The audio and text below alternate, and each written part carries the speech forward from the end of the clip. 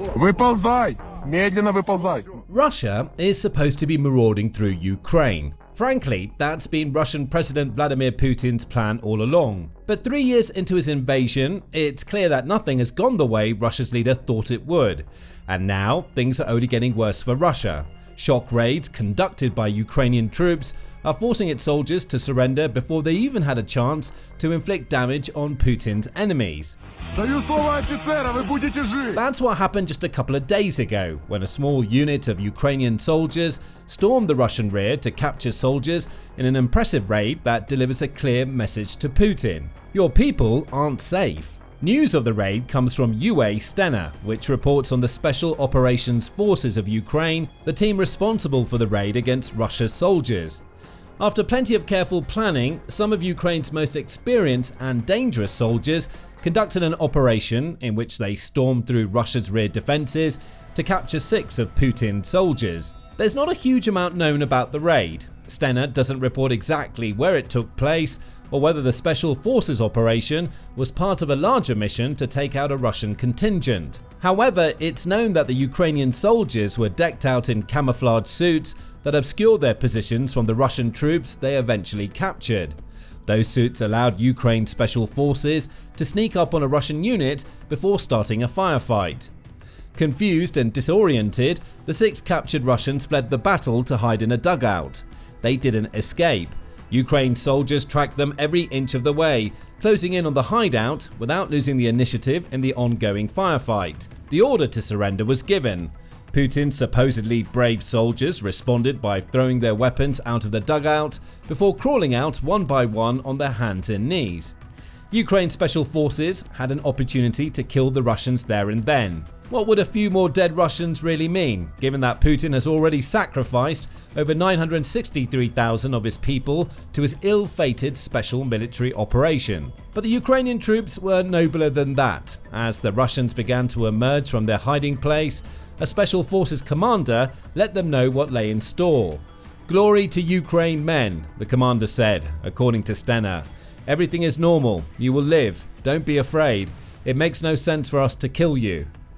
Just like that, Ukraine scored a massive victory. It captured 6 Russian soldiers, and who knows, one of those soldiers may hold vital information that allows Ukraine to prepare for a future Russian attack. All of this comes from Stena's small report on the shocking Ukrainian raid, but that report is provided alongside a video that demonstrates in much greater detail what happened during the assault on Russia's rear. The 3-minute clip begins with what appears to be several of the Ukrainian Special Forces observing the location where Russia's soldiers attempted to hide. One of the group calls for a soldier with the call sign Panther to check something out. It's at that point that a little dark humor comes into play. The video cuts away to footage of one of the Special Forces soldiers captured earlier, showing what seems to be the husks of trees littering the Ukrainian landscape. As background music for the footage, it's the theme to the Pink Panther. It seems that Ukraine's most elite soldiers have a sense of humor. The footage and music continue for a few seconds before exploding into action. The Special Forces soldier carrying the camera, which appears to be mounted to either his helmet or shoulder, begins firing his rifle into the trees as the original Pink Panther theme morphs into a rock version that showcases the intensity of the confrontation. Bullets are pumped into the tree line as the vague silhouettes of what are likely the captured Russian troops are seen in the distance. Those soldiers aren't firing back, they're running for their lives. Just 30 seconds into the 3-minute video, the first words are heard from the Special Forces officer holding the camera. He tells the Russian soldiers that they can trust him, that he's an officer in the Ukrainian military, and the soldiers will come to no harm if they surrender. However, if the Russians choose the alternative and fight back, the officer lets them know that they're surrounded and they won't survive the confrontation. It takes a while for the Russian soldiers to make their decision. As they wait, the Ukrainian Special Forces debate what to do next.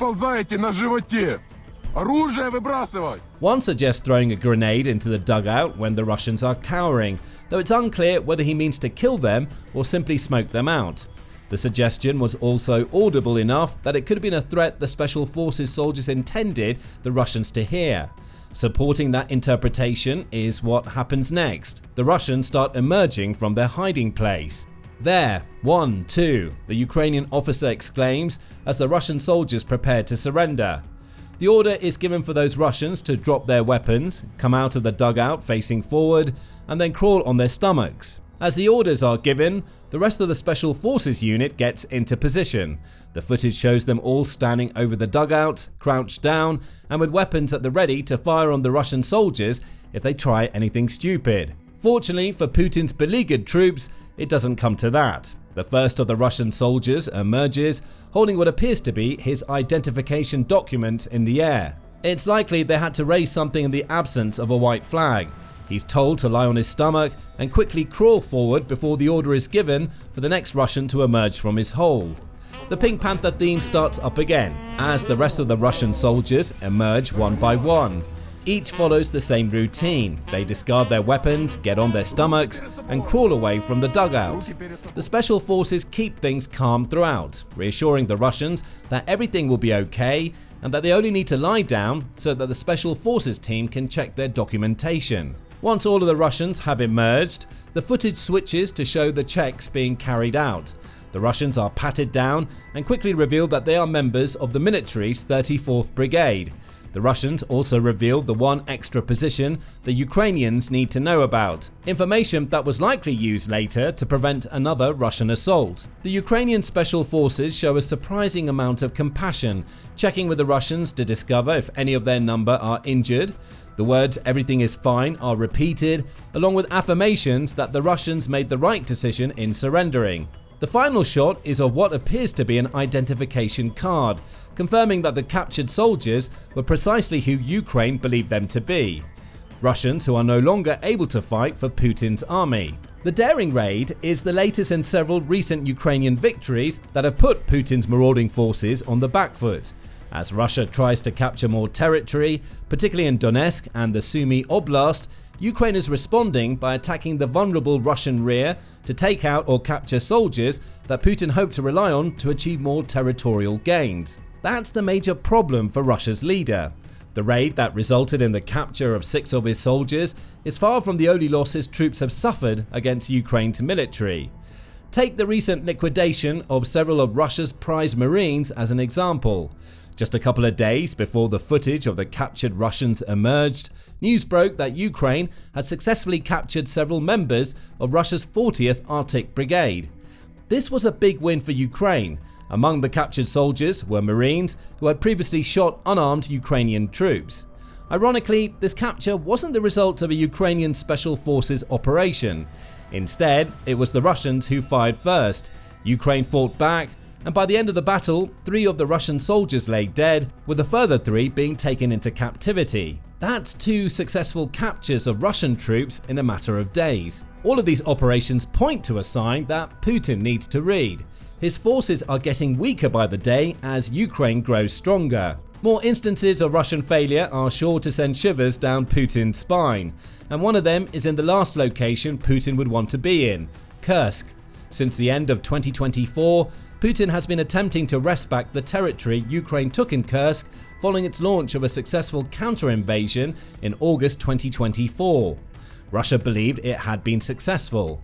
On April 26, Putin's cronies announced that his military had regained full control over Kursk, removing a key form of leverage Ukraine hoped to use in peace negotiations. Only that's not the whole story. On May 6, SBS News reported that several Russian war bloggers are claiming that Ukraine has launched a new wave of ground and aerial assaults in Kursk. Missiles were fired, allowing Ukraine's ground troops to smash through Russian border guards using special vehicles they also utilized to traverse minefields Russia laid after supposedly kicking Ukraine out of Kursk the first time. Neither Ukraine nor Russia has commented on the incursion. However, Russian war bloggers say that it's happening. Writing on Telegram, a blogger known as RV Voenko said, "The enemy blew up bridges with rockets at night and launched an attack with armored groups in the morning. The mine clearance vehicles began to make passages in the minefields, followed by armored vehicles with troops. There is a heavy battle going on at the border." A follow-up report from Canal 13 suggests that Ukraine has also launched a new offensive in Tyotkino village, which is in Kursk. That attack seems to have followed up the missile and armoured vehicle raid in the Kursk region, with Ukraine dedicating at least 200 of its soldiers to taking the small border village. That's terrible news for Putin. And what's happening in Kursk, combined with the 2 recent captures of Russian soldiers reported by Stena, reveals that he can never feel confident about Russia claiming territory. Even when his troops are successful, as they were in retaking Kursk after a multi-month campaign, Ukraine proves time and time again that it's capable of launching counterattacks and raids that hit Russia where it hurts. So where does all of this leave Putin? These 3 attacks have cost him at least 9 soldiers who have been captured by Ukraine. Several more of his troops are also dead, and Russia now has to deal with what looks like either a second Kursk invasion or a strong effort by Ukraine to push Russia away from Sumy. Could things get any worse for Putin? Yes, they could. Moving to Pokrovsk, Russia's fortunes aren't any better. The city, which is a key logistical hub for Ukraine and has been one of Putin's main targets in his push for Donetsk, is nowhere near entering Russian hands. Despite Russia's attempts, every attack Putin orders is stalling out, leaving the city in Ukraine's control. That's according to the commander-in-chief of the Ukrainian military, Oleksandr Syrsky, on May 6, who wrote the following on Telegram. We've been able to stabilize the situation in this zone of operations and in some places have seized back the tactical initiative. Translation: Ukraine not only stopped Russia in its tracks, but is now counterattacking in a territory that Putin covets. What's seen here isn't a random collection of isolated incidents. It's a pattern, one that tells Putin that Ukraine is preparing something big. That something is what Putin never wanted to see as the Ukraine war enters its 4th year. A counter-offensive. There were rumblings that such an offensive might be possible for Ukraine in 2025 toward the end of 2024. In October 2024, Odessa Journal published a piece suggesting that numerous analysts, military experts, and even Ukrainian spokespeople believe that 2025 could be the year that Ukraine finally countered Russia. The successful Kursk operation provided the first hint, the report claims, as it showed that Ukraine was capable of working as an offensive force rather than merely trying to defend against Russian attacks. The journal also suggested that Ukraine's efforts to create unstable lines of combat engagement would also work to its advantage. Again, that was seen in Kursk. Rather than sending a full force to attack Russia in a single location, Ukraine deployed multiple units to attack at various points, enabling a breakthrough that ultimately led to Ukraine claiming hundreds of square miles of the Russian oblast. The attack on Russia's rear that led to the capture of 6 soldiers is another example of Ukraine creating these unstable lines of engagement. Rather than meeting Russia's troops head-on, Ukraine dedicates a large portion of its soldiers to defending against Putin's attacks while sending smaller units into the Russian rear to launch raids. Those raids serve a dual purpose. As seen from the earlier report, Ukraine uses them to capture soldiers and, in some cases, retake positions Russia believed it had safely occupied. The second purpose of creating these unstable lines of combat engagement is that Russia's military leaders have to think more carefully about where they deploy their forces. A Ukrainian attack could come from anywhere, and whenever such attack is successful, it weakens future Russian assaults against Ukraine's defenses. The result? Russia's attacks grow weaker, creating gaps in the front line and in the Russian rear that Ukraine can exploit. The possibility of counterattacks grows. Ukraine keeps destabilizing Russia, making it harder for Putin's forces to both hold their existing positions and claim new territory for their demanding leader. The weakening of Russia's forces is another major problem for Putin that enables incidents such as Ukrainian strikes on Russia's rear. In a March 7 article, The Atlantic highlighted the issue Russia now faces. Putin's goal was always to drag Ukraine down into a war of attrition. That's how Russia wins most of its wars. Even when its enemy has more advanced equipment, as is the case in Ukraine thanks to its Western allies, Russia overwhelms them with volume. Massive amounts of equipment, ranging from artillery to missiles, are used to weaken Ukrainian positions, with the follow-up being carried out on the ground by tanks, armored vehicles, and masses of troops. It's a tactic that has allowed Putin to claim around 20% of Ukraine so far. But the great irony is that the attritional battle Russia's president created has hurt Russia just as much, if not more, than it's hurt Ukraine. In its article, The Atlantic notes that Russia's military is nowhere near as powerful as it seemed to be on paper when Putin invaded, and has only grown weaker since. It says that Russia lost 1,400 main battle tanks and more than 3,700 infantry fighting vehicles in 2024, while only producing a combined 4,300 of these vehicles to make up for its losses. The loss numbers may also be conservative. Ukraine's Ministry of Finance says Russia has lost 10,786 tanks, for instance. That amounts to almost 3,600 per year, and it showcases a major problem for Putin. He's running out of equipment. The result is a much weaker military than he needs to defeat Ukraine. Anecdotal evidence seems to support the straight statistics The Atlantic uses to prove its point. For instance, April 8 saw Ukraine release footage of 2 captured Chinese soldiers who claimed that Putin fed them lies to convince them to join Russia's military. Once they'd signed up, they discovered that the Russian army is far from the powerhouse it presents itself to be. "They're fake," said one of the captured soldiers. "Russia isn't as strong as they claim, and Ukraine isn't as backward as they say." What does this have to do with the shocking Ukrainian raid that led to the capture of 6 Russian soldiers? Everything. That raid is a culmination of everything Ukraine has done to whittle away at Russia and Putin's own arrogance when it comes to the strength of his country. The attritional war Putin tried to create has come back to bite him, leaving openings both in the Russian rear and the front line for Ukraine to exploit. What's seen with the capture was merely a microcosm of a much larger problem for Russia. It's getting weaker. Ukraine is getting stronger. And Putin has another problem. Near the beginning of his invasion, Putin created new laws to punish those who voluntarily surrendered to Ukraine. Under those laws, any Russian who voluntarily heads into Ukraine captivity, such as the 6 soldiers Ukraine just captured, faces up to 10 years in prison for the simple crime of surrendering.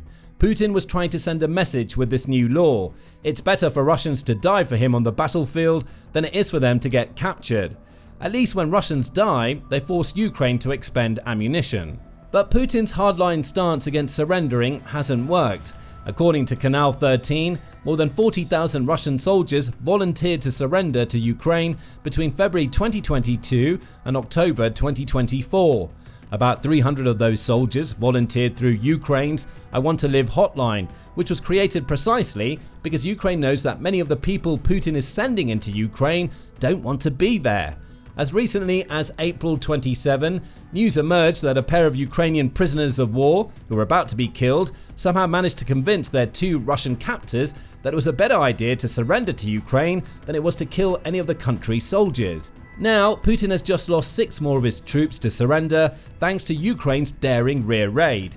He can't afford those sorts of losses when Ukraine is potentially preparing a counter-offensive at a time when Russia's military is weaker than it's been at any point during Putin's invasion. Russia faces an epidemic of surrender, and even when Putin tries to prevent these surrenders from happening with harsh prison sentences, he's discovering that many of his soldiers are happier to hand themselves over to Ukraine than they are to die for his cause. All of this leads back to Ukraine's Special Forces and their raid against Russia. The raid alone is a remarkable achievement, but it's also a sign that the tide of the Ukraine war is changing. Ukraine is gaining momentum. It's capturing Russian soldiers and organizing raids that likely would have been possible in 2024. If Putin has any hope of succeeding, he needs to pay attention to these signs and adapt to them. He probably won't. If Putin has demonstrated anything during his invasion, it's that he's incapable of coming up with a plan B to deal with Ukraine's ever-evolving tactics. As long as that remains the case, more of his soldiers will get captured and his offensives will weaken to the point where Ukraine starts retaking territory along with the soldiers who surrender. But what do you think about Ukraine's daring raid into Russia's rear? What are the fates of the 6 Russian soldiers who were captured? Is this raid really a microcosm of a much larger problem Putin's military faces as it heads deeper into 2025? Let us know your thoughts in the comments, and remember to subscribe to The Military Show for more coverage of the latest Ukrainian victories against Russia.